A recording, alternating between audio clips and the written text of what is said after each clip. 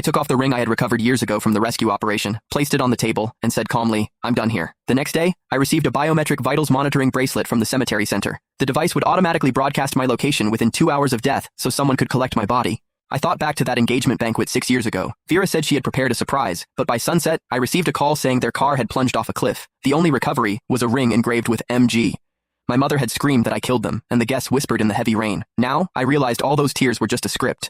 No wonder the kitchen still cooked Sean's favorite spicy dishes, and no wonder my mother never once visited his grave. It did not matter anymore. Every last cent I had was paid to the cemetery center. I would finish my final painting, then leave. The next morning, Sean stopped me, holding Vera in his arms with provocative eyes. "Miles, Vera and I want you to make a bowl of pasta for us. You've always been good at taking care of people." Vera leaned into him.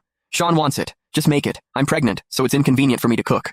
My mother nodded. "Go on, make it soft, and don't add too much sugar to the sauce. Sean doesn't like sweet food. Something this small shouldn't be hard for you." I stood frozen. Sean let out a helpless sigh. "Are you still mad, Miles?" "I know I shouldn't have been with Vera, but I love her. If you don't want to make it, don't force yourself." Vera's expression immediately darkened. "Miles, it's just a bowl of pasta. Sean is younger than you. Can't you just let him be?" My father put down his newspaper. "Just do what you're told. We're a family. Why make a big deal out of everything?" I turned toward the kitchen. I would treat this bowl of pasta as final repayment for my upbringing.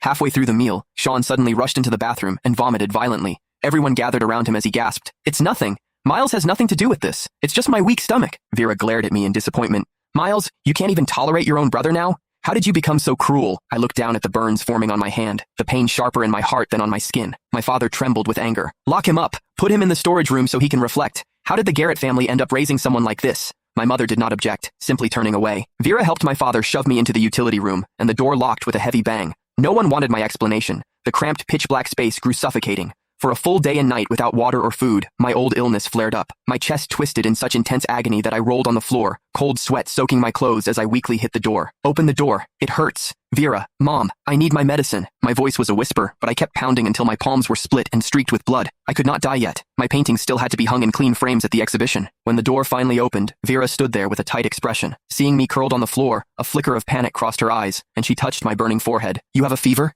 How did it get this bad?" "Medicine. Under my pillow." Vera rushed to my room, brought the medicine box, and carefully helped me sit up to swallow the pills. Her movements were unexpectedly gentle, but the moment I swallowed them, Sean walked in, his face pale. "Miles, why are you lying?" Sean said coldly. "I just checked your room. What you're taking isn't medicine. It's just vitamins. You're obviously pretending to be sick, just to make everyone worry." Those words extinguished any sympathy Vera had. She shoved me away in anger. "Miles, you're really losing your mind. What line won't you cross?" My mother's face twisted in disgust. "So it was all an act, because we made you reflect? I should have aborted you back then."